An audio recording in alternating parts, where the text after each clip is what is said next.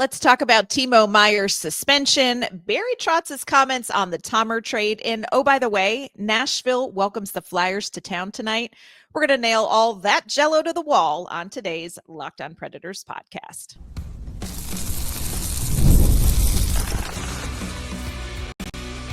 You're Locked On Predators, your daily podcast on the Nashville Predators, part of the Locked On Podcast Network, your team every day. Welcome to the Locked On Predators podcast. Thanks for making us your first listen of the day. We are, of course, your free daily Nashville Predators podcast. We're a part of the Locked On Podcast Network, your team every day. Want to kick off this Thanksgiving Eve episode, welcoming any first-time listeners, and of course, giving a shout out to our Locked On Predators insiders and our everydayers. We appreciate your support. We love talking Nashville Predators hockey with you. I'm Ann Kimmel. I'm a writer with Penalty Box Radio, and my friends, I have a partner in crime. You do. I'm Emma Lingen, and I'm the Predators site editor and reporter for the Hockey News.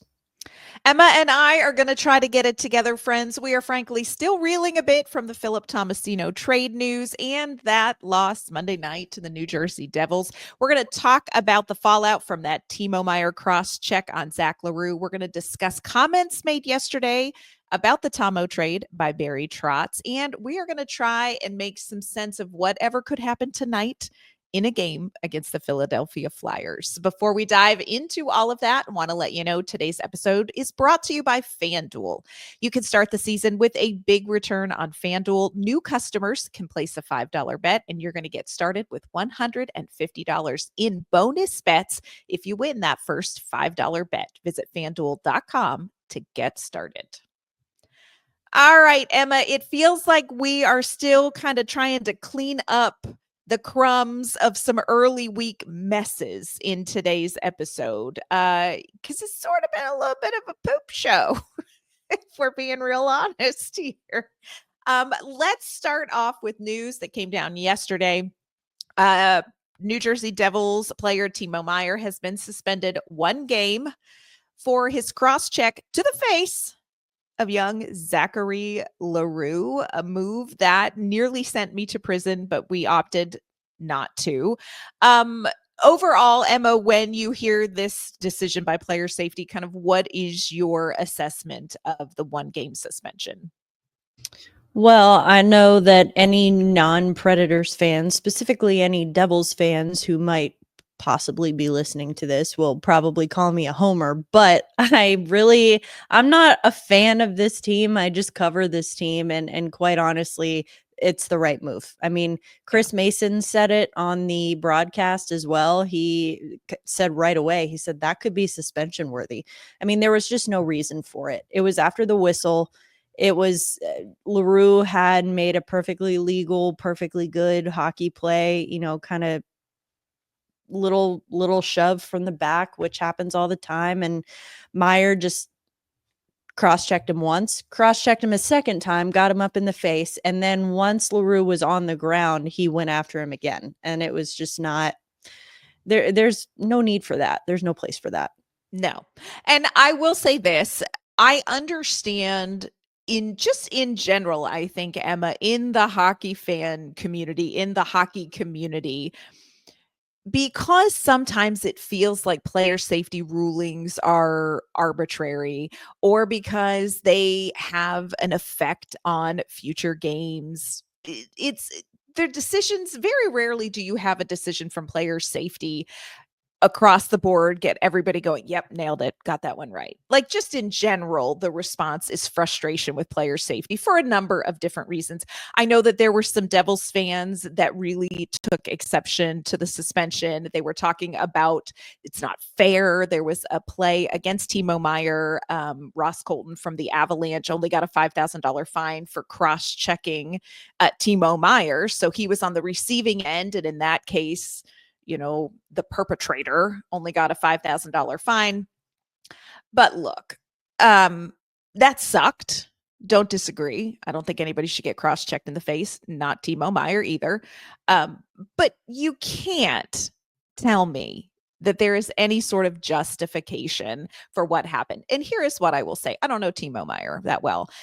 You look at him and you look at his penalty minutes this season, like this is a guy who does not appear in any stretch of the imagination to be a dirty player. I mean, this is a guy that's got like a totally legit normal cross check. He's got like offsetting roughing penalties. I think he has a tripping penalty. Like you look at his penalty minutes prior to this game, and it's like this is a guy who plays hockey. Like there's nothing red flag about Timo Meier. I just think in this particular instance, he lost his cool and he made a bad choice. And it is suspension worthy. Now, I think one game is fine. I think it's a crap play by probably a fine player who maybe, people are saying, well, if you saw what Zachary L'Heureux was doing the whole game, you'd understand. Y'all, let me tell you some things about Zachary L'Heureux. Okay. He is a little brother. He's going to annoy you. Grow the F up. Okay. He did not do one thing in his 10 minutes and 47 seconds of ice time that made a referee blow a whistle. So don't sit there and tell me that Zachary L'Heureux, every time he was on the ice, was doing some sort of horrible, illegal thing and just getting away with it for, 10 minutes and 47 seconds straight. Come on. Like you may not like him and that's okay. And is he a pain in the what on the ice? Betcha. You betcha. Also kind of his gig. That's a little bit his gig, but there was nothing illegal about it. People want to bring up Zach L'Heureux's history. I will tell you this. Just talked with Zach L'Heureux earlier last week. One of the things that he said in passing is, look, I know what my reputation is. I know the leash that I am on with Nashville. Nashville is not going to let him do some of the things that he has done in the past. There is a leash on Zach L'Heureux, and he knows it. And I think he deserves credit for the fact that he has been playing for Nashville and playing games that have been, helpful. He is playing in a way that has helped the Predators, and he has not crossed that line. So I'm just not here for that. Just not here for it. I think it's just part of a larger conversation that, it has been going on throughout the league this year in particular. I mean, it comes up every year, but I think it's been, I've heard a lot about it recently is what, whether that you mentioned that $5,000 fine for Ross Colton, that's the maximum allowable fine under the CBA. Now, that would certainly get my attention. I mean, quite frankly, $50 would get my attention, but $5,000 is nothing for these guys. And so if you're trying to actually send a message about player safety, missing playing time is how you're going to do it, unless you raise that max allowable fine, which they wouldn't be able to do until there's a new CBA anyway. But even then, I don't think the Players Association is going to let that happen. So I think that if you're actually trying to send a message about player safety and not just have it be all for looks, then suspending a player is the way to do it. I think 1 game suspension is appropriate. He doesn't have a history. Meier doesn't, he doesn't usually make plays like that. Like you said, he's a human being. He lost his cool. He made a bad choice. And now he has to suffer the consequences for that choice. And hopefully he learned from it.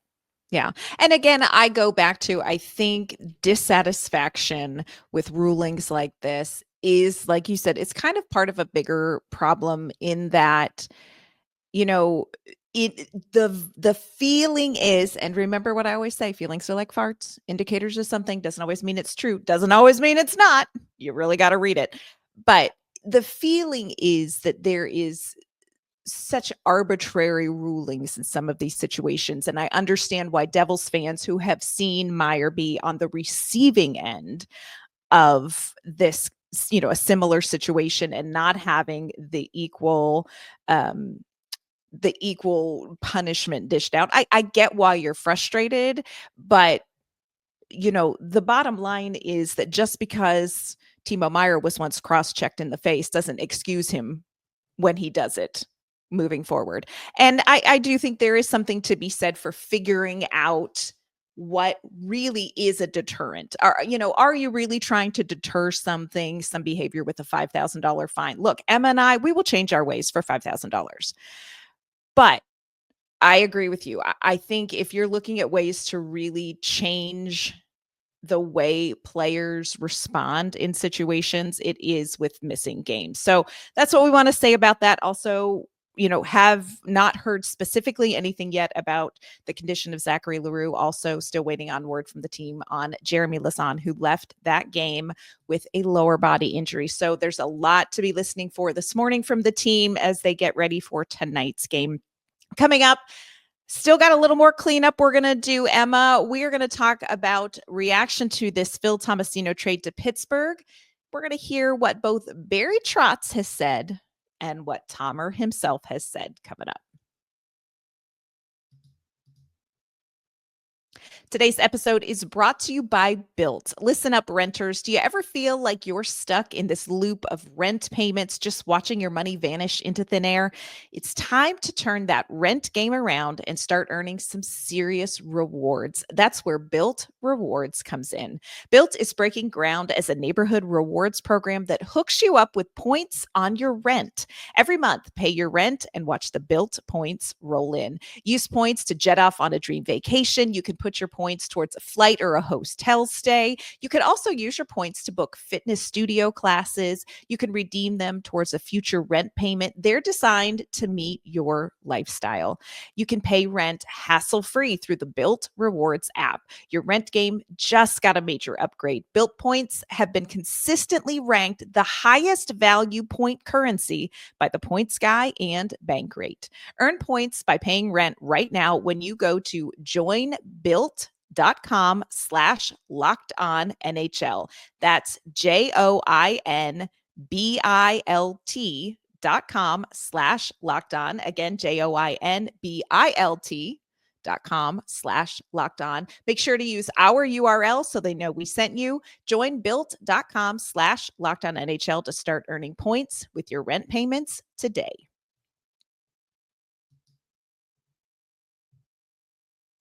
Today's episode is also brought to you by Gametime. If you are looking to spend some quality time with family and friends over the holidays, enjoying a great live event, friends, you've got to check out the deals at Gametime. Gametime is the fastest and easiest way to get tickets for your favorite sports, music, theater, and comedy. Gametime has this great feature. It's called Gametime Picks that you need to use. It's going to make getting tickets even easier. Gametime Picks filters out the fluff, and it's going to show you only incredible deals on great seats, so you're not going to waste time going through thousands of tickets. Right now, Gametime is having an exclusive zone deal for the NHL Winter Classic event at Wrigley Field. Go to the Gametime app to purchase tickets, and you're going to get 10% off bleacher seating and 20 to 25% off on home plate area seats. Gametime has a low price guarantee and the most flexible customer service policy in the ticketing industry. So take the guesswork out of buying tickets with Gametime. Download the Gametime app, create an account, and use our code LOCKEDONNHL for $20 off your first purchase. Terms apply. Again, create an account and redeem code LOCKEDONNHL for $20 off. Download Gametime today. What time is it? Gametime. All right, Emma, still trying to settle in with the shocking, not shocking Phil Tomasino trade, of course, traded to the Pittsburgh Penguins on Monday for a 4th-round pick in the 2027 draft. Our friend Alex Doherty writes for the Tennessean, got a chance to talk to Barry Trotz. You can find this article again online at the Tennessean by Alex Doherty. You need to check it out. And asked him about the situation because there's a lot of questions and concern floating around about Nashville's ability to hang on to 1st-round draft picks. So couple of highlights from this article. Barry Trotz said there were some question marks about Tomasino, not a lot out there as far as a deal was going. Did not want to put him on waivers because he felt like he was, of course, going to get claimed and not make his way back down to Milwaukee. What do you take away from Trotz says, especially, and I think this is interesting. He says a drop in production and usage led to this move. I mean, yeah. I mean, Andrew Brunette wasn't playing him. Like, and again, I mean, we talked about this before that I don't know what the issue is. I don't think that Phil Tomasino did something egregious that had him in the doghouse. You know, it's not like he got in an argument with Andrew Brunette and that got him benched for the rest of his time there. It's nothing like that. It's just clearly whatever it was, it wasn't working. And that spanned 2 GMs and it spanned 2 head coaches. And when that happens, that's when you tend to take notice, because sometimes you think, well, maybe this particular coach couldn't get it out of him, or this GM, you know, they didn't see eye to eye, whatever it is. But when it happens over 2 regimes like that, I think you got to pay attention to it. It doesn't mean he's a bad player. It just wasn't a fit. Yeah. And I think it's interesting when you talk about, you know, a drop in production and usage led to the move. Well, one of those things preceded the other. A drop in usage generally precedes a drop in production. But like you said, you have to look at the fact that this is not that the tide suddenly turned. You know, something horrible happened with Phil Tomasino and the tide turned. It's that this franchise, under different head coaches, slightly different systems, didn't find a way to fit him in. And there's something that you do have to wrestle with that. Again, Barry Trotz said his best year was 3 years ago. That was in the 2021-22 season, where he played 76 games. In the 2025 season this year, he only got 11 starts. He had 1 point. It was very clear that if you needed a healthy scratch, Phil Tomasino was going to be your guy. So do you find it concerning that there's another first round pick, Emma, that's just not panning out here with this franchise? Yes, but I think that, you know, and this kind of, I think, would fall under your feelings or like farts category. Could be an indicator of something, but not necessarily. I will say, and I did just write about this for the Hockey News, so go check it out. But I think that the optics of it are, yes, they're bad. They're not good, because you've now, this year alone, you've lost 3 first round picks. Yaroslav Askarov, Dante Fabro, Phil Tomasino. 2 years ago, you lost Eli Tolvanen. Over the summer, Cody Glass, not a first round pick from Nashville, but a first round pick. Go back even further, Kevin Fiala, Seth Jones, the list goes on. Now, again, optics, not great. However, those moves don't all happen in a vacuum. Those things don't happen in a vacuum. And they're not all created equal. Not all first round picks are created equal. I feel like I have to remind people of this a lot. And I mean, no disrespect when I say this, but it will probably come as a surprise to those who don't know that Michael McCarron is a former first round pick. So I think that they're not all created equal, just different kinds of players. And I think that on one hand, and I know Alex mentioned this briefly in his piece as well, but I think that the Predators, and this is what I said in my story, is that the Predators are a product of circumstance and a victim of circumstance. And the circumstance is that they have not been a legitimate Stanley Cup contender ever, really, aside from the one year that they went to the final in 2017. But they've also never torn it down and decided to rebuild. And I am not, the point of this is not to say they should have or they shouldn't have, and right or wrong, agree or disagree. That's just the fact of the situation, is that they have always been in this kind of purgatory. They have not, you know, all of their recent first round picks have come outside of the top 10. Right. And I tell you what, drafting is not a science to begin with, but it becomes even murkier after you get out of the top 10. And one thing I will say that the Predators have done a very good job of is finding those gems in the later rounds. that, maybe other teams would have passed up on. And that's something that they have had the chance to get good at because they have never really had the luxury of picking, having an early round pick. And so now, people, again, I go back to the optics are not good, that they're losing these first round picks. To me, I think that the issue is less about losing the first round picks because I think sometimes there's too much, I don't know what the word is, like sometimes too much value attached to the pedigree of being a first round pick. Because again, they're not all created equal. So I think losing the first round pick is not the biggest issue. I think what makes it look worse, aside from the fact that this team is playing very poorly right now, is that they seem to have trouble flipping those picks for assets or for good assets. I mean, Philip Tomasino, you get a 4th round pick. Jordan Frasca comes back for Cody Glass. Tolvanen waived, you get nothing. Fabro, nothing. Fabro waived, you get nothing. I will say a lot of people forget about this. Barry Trotz did kind of try the reverse Uno trick last year. He picked up a former first round pick in Liam Foudy off of waivers from Columbus, hoping maybe it would turn out the way Tolvanen did in Seattle or Fabro has in Columbus, and it didn't work. And so I would say the bigger issue that makes this look even worse is not that you're losing picks, because again, you mentioned this yesterday.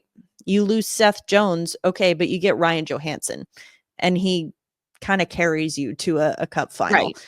And so you're not just losing them for nothing. These recent ones have been lost for not nothing, but it's kind of looks like it and kind of feels like it. Yeah.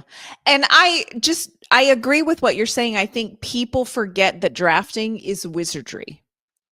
It really is wizardry. And we talked about it on yesterday's show. You were evaluating an 18-year-old boy who is not done physically growing, certainly is not done mentally growing, y'all. Okay. And you were trying to figure out, how is this person going to look and behave and develop as a professional young man in the span of 4 short years? That's a tough thing to do. Now, Nashville, I spent some time doing some research, and I think you hit the nail on the head. I think that it is the first round picks. It's not so much that you keep them and develop them. A lot of teams do, but there are also a lot of first round picks that some teams recently who have won Stanley Cups have gotten that my mother could develop. And I say that with all due respect. She's delightful, but she doesn't know jack about hockey. So there are just some exceptional players that you can get in the first round. And I agree with you. Like, you get into the later first round, and then you really are kind of using the sorting hat to figure out if it's going to be what you want. And then you have a change in coaching and a change in general manager. But what is concerning, I think, is what are you getting for them? A first round draft pick has a value, whether it is going to be for you on the ice or whether it is going to be for a franchise as a trade piece. A first round pick has to have some value unless there's some sort of extenuating circumstance, like they are a complete bust or there is some sort of off ice issue or whatever. And it just feels like right now Nashville is not getting any value from some of those later round first picks. Now, we'll see what happens. It feels terrible right now. We'll see what happens with, Cody Glass and Dante Fabro and, Ellie Tolvanen. Everybody's like, Ellie Tolvanen, oh my gosh. Well, he's not hit that expectation in Seattle that everybody had for him in Nashville either. Y'all, he's a 4th liner. Great, good player. He's a fine forward. He's a fine forward. And God bless. I think Yaroslav Askarov could come back to haunt the Predators. We'll wait and see. But again, I go back to, you are really going to try to sit there and tell me that you look at UC Saros and then you look at Yaroslav Askarov and you're definitely going with the young guy who's mad that he's not getting what he wants when he wants it. Yeah, no, that people are bringing up Askarov right now because the Predators are doing poorly. And let me tell you what, the Predators are not doing poorly because they don't have Yaroslav Askarov. Oh, we got way bigger problems than that in Nashville, As a matter of fact, UC Saros has been the one bright spot for this team, and that is for a guy who usually is pretty slow to start the season. And so I think that, the whole first round pick thing, it's like, yes, but it's always Yes, like, yes, but. but. And it's, again, people are looking for things to be upset about, and I get it. I mean, I get it. it makes sense, but I will also say it depends. And going back to what you said about a first round pick needs to have value in some way. Mm-hmm. I think if you look at, like, Dallas, for example, the Dallas Stars way of doing things is very different than, say, the Florida Panthers. You brought up the Florida Panthers on yesterday's show, how they've traded away a lot of their first round picks. Clearly, that still brought value for them. They won a Stanley Cup last year, and they were able to get things in return for those first round picks. And then you look at Dallas, who, if I'm Nashville, this is who I'm looking at for, an example, because Dallas typically, at least in recent years, has finished later in the draft order. They pick later in the draft order than Nashville does because they last deeper into the playoffs than Nashville does. And so they kind of, do away with that whole, well, it's a late round pick excuse, because they're still able to get those guys. And they have now, it seems like, struck this balance of getting the guys like Tyler Seguin, Jamie Benn, those veterans to come in and anchor these, the Wyatt Johnstons and the Jason Robertsons and the Logan Stankovens, because I think that it's, you get just the right balance of that homegrown, developed young talent that you have managed to identify in the later round picks, because Dallas has not picked in the top 10 anytime recently. Mm-hmm. And they are able to sort of blend that and complement that together. And clearly it's working out very well for them at the moment. And so I think that if I'm Nashville, you got to decide, do you want to be Dallas or do you want to be Florida? Because Right. either way, you're not either right now. And those are they're two recipes for success, because both teams have been successful in recent years. They're two different recipes, two different ways to go about it, but you got to decide which one you are, because right now they're not either. And so I think that you just have to kind of pick a direction and go with it. Yes. And I think Barry Trotz picked a direction this offseason, but because it's going so horribly right now, it just does not look good. Coming up, we are going to talk about one scenario in which maybe this Phil Tomasino trade doesn't feel quite as bad. And then we've got to somehow get it together and preview a hockey game tonight, y'all. Today's episode is brought to you by FanDuel. Get ready to tackle NFL action with FanDuel. It's America's #1 sportsbook. Right now, new customers can bet $5 and get $150 in bonus bets if you win. The FanDuel Sportsbook app gives you everything you need to place live bets on the NFL, and it's all in one place. So when you get a hunch in the middle of the game, you can check out the latest stats, view live play-by-play, and so much more. And it's all going to be on the same page where you place your bets. Just visit FanDuel.com to join today. Again, you're going to get started with $150 in bonus bets if you win your first $5 bet. That's FanDuel.com. Never waste a hunch and make every moment more with FanDuel, an official sportsbook partner of the NFL. All right, Emma, we're talking about, like, how do you get value for a first round pick? Phil Tomasino traded for a fourth round pick. If that fourth round pick is packaged with something to get Nashville something back, it will feel better. One of the rumors going around right now is about David Jiricek. 20-year-old, big old boy, big old defenseman, y'all. 6'4", 205 pounds, I think. Sixth overall pick in 2022. Frank Saravelli yesterday is saying like, oh, and a move is imminent from the Columbus Blue Jackets because this player's not particularly thrilled that he's the AHL, which just FYI, he scored the game-winning goal in overtime against the Milwaukee Admirals on Sunday. That shouldn't have counted because it was offside, but we're not bitter. Saravelli is reporting that there are several teams with credible offers to go through. Could happen soon.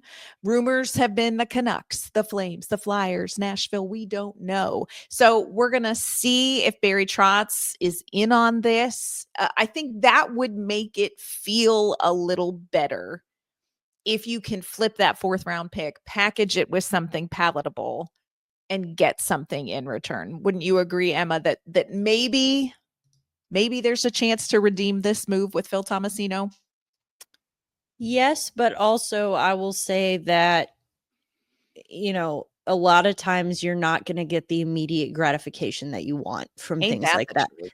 Maybe they keep the 4th round pick. They draft some kid we've never heard of in the 4th round, and he turns out to be the next, Mark Del Gaizo 4th round pick. I'm just saying that there's other ways that this can turn around. I know it sucks right now and it feels bad right now, but like we said on yesterday's show, if you did not see this coming, then you haven't been paying attention. Yeah. This is Phil Tomasino moving on, not shocking. And I'd say the most surprising part of this is how long it took. Mm-hmm. If anything. Because he wasn't signed until right up before training camp. So we all sort of thought we're just waiting to hear what the announcement. And then that was not the announcement we thought we would hear. Here we are. There he is. Get Permani Brothers, Phil Tomasino. And an Eaton Park smiley cookie. And send them to us. Just saying. Just bring them. Pittsburgh's coming here next month. Bring smiley cookies. Yeah. Just saying, Phil. I'm going to text him right now. Do that. We do have a game tonight, and this is the portion of the show where Emma and I are going to try to nail Jello to a wall, because who even knows? Like, will it be the Nashville Predators versus the Winnipeg Jets team that decides to show up tonight? I don't know. Will it be the Nashville Predators versus the New Jersey Devils team that shows up tonight? I don't know, y'all. I don't even know what to say.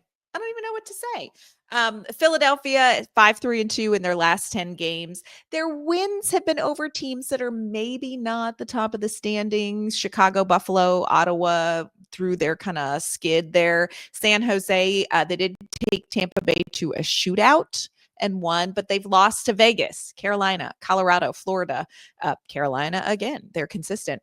So this is a Philly team, that on paper. And friends, I think at this point in the season, we all know we're not playing hockey on paper. Nashville, in theory, could beat. But Emma, how is this team going to bounce back from a New Jersey Devils game that just looked kind of lifeless? I mean, I wish I had the answer. And I just think that there's so many things that have gone wrong here. And talking about, playing to the level of your opponent. I mean, the Predator, this is like experienced Predators hockey. Notorious. Beat the best team in the league. And I mean, well, this is different because New Jersey is the best team. New Jersey is the best team in the Eastern Conference right now. So that's maybe not the best example, but even a team like Columbus, they took them to overtime. And I think that they're losing to teams that they shouldn't be losing to. And so I will say it would not surprise me if the Predators come out, they lose to Philadelphia, they beat Tampa, who is objectively a better team, and then they lose to Minnesota on Saturday. Wouldn't surprise me. I don't know if that's going to happen, but I just like I said with my one word after the New Jersey game. Sure. Like nothing surprises me with this team anymore. Yeah. And for me, what is so difficult about this team is that I feel like there is such a mental component. There is such a confidence component that is so fragile, to quote Jonathan Marchessault, with this team.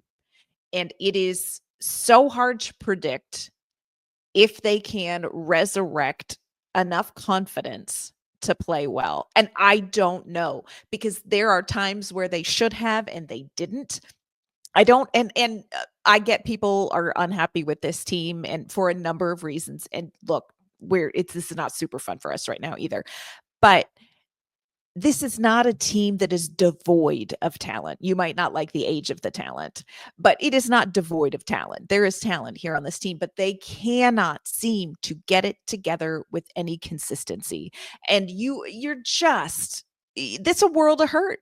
It's a world of hurt. So for me, I think there is a mental component that this team really needs to figure out. When it comes to practicalities in this game, Emma, who is a player that you want to see step up tonight? Oh, other than, I don't know, all of them. Anyone whose name does not rhyme with Husi Paros. Yeah, I think a guy who's been kind of invisible lately, Ryan O'Reilly. Same. Little invisible. He hasn't necessarily been making egregious errors that have been like costing them goals or anything like that, but he's a guy that you need to step up. You need your top guys to be your top guys. And I mean, I'm certainly not trying to put this all on him, because Lord knows he will be. He'll be like, yes, everything bad that's ever happened ever is my fault, because that is Ryan O'Reilly. But I think that if I'm going to zero in on one, if I'm going to pick one guy, he's a guy that I would like to see more from. Yeah. And I think that would go a long way. Yes. And I agree with you. He is not the problem. He is, there are so many pieces to that puzzle. For me, the power play has to be better. I am not over the 5-minute. Like, you saw Zachary L'Heureux take that, and then you do that for 5 minutes. And friends, Philadelphia may be just okay, but they are third on the penalty kill. So if you think you were going to waltz out there and half-ass a power play, it's not happening. And you really haven't been winning at 5-on-5. So just, there's a lot of improvements we need to see. And again, who knows what team we're going to see on the ice tonight? Can't even begin to guess. No idea. Yes. Yeah. But here's what we will tell you. If you come back for tomorrow's show, we'll tell you exactly who you saw on the ice last night. And we're going to recap it with one word, and we're going to break down what we saw. We may break down emotionally. I don't know. I'm telling you, Emma and we are going to look like the meme from Titanic of the woman that says it's been 84 years. By the time the season is done, that's what Emma and I are going to look like. This team is aging me, girl. Yeah, this season has made us age like presidents. I feel like we're just. I feel 100% like that. I'm feeling like I look very. It's not fun. It's not fun, you guys. We will find a way to make it entertaining, though. So you absolutely have to come back, because who knows what we're going to see. Who knows how Emma and I are going to react, but I guarantee you're not going to want to miss it. Before we sign off on this episode, Emma, where can they find you and your work? You can find me on Twitter and Instagram at Emma_Lingen, and you can find my work at The Hockey News.